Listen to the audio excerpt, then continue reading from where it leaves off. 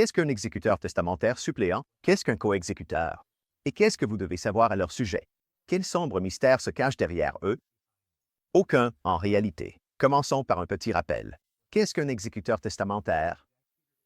Un exécuteur testamentaire, c'est la personne, les personnes ou la société de fiducie désignée dans un testament pour exécuter les dernières volontés du défunt et, bien sûr, gérer le règlement de la succession. Alors, qu'est-ce qu'un exécuteur testamentaire suppléant? Vous l'avez deviné, c'est un exécuteur de secours. C'est quelqu'un qui intervient si, et seulement si, votre exécuteur principal ne peut pas ou ne veut pas remplir ce rôle. Mais voici le point clé, ça arrive bien plus souvent qu'on ne le pense. Nommez un exécuteur suppléant dans votre testament. Il n'y a pas vraiment d'inconvénient à ne pas le faire. Mais attention, cela pourrait causer du stress et des retards judiciaires à votre famille. Alors, qu'est-ce qu'un coexécuteur? Oui, c'est assez évident, mais restez avec moi. J'ai des opinions assez tranchées sur ce sujet. Un coexécuteur est l'une des deux personnes ou plus nommées dans un testament pour gérer conjointement la succession après le décès de quelqu'un. Maintenant, une question clé. Les coexécuteurs peuvent-ils agir de façon indépendante? En général, non.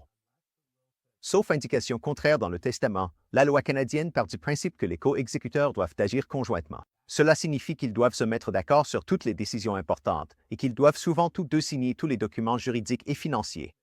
Vous voyez où je veux en venir? Si les coexécuteurs ne parviennent pas à s'entendre, souvent rien avance tant qu'ils ne parviennent pas à s'entendre.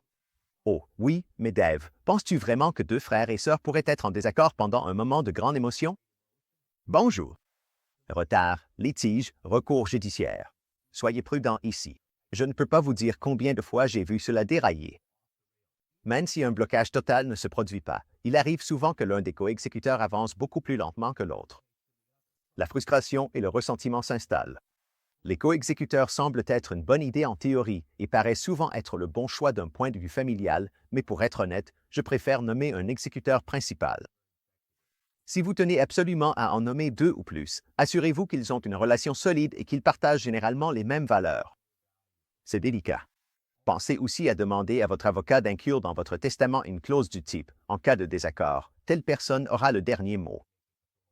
Waouh, quand on regarde tout ça, ça me rappelle vraiment à quel point il est plus simple d'adopter la méthode de mon père, ne jamais mourir, tout simplement.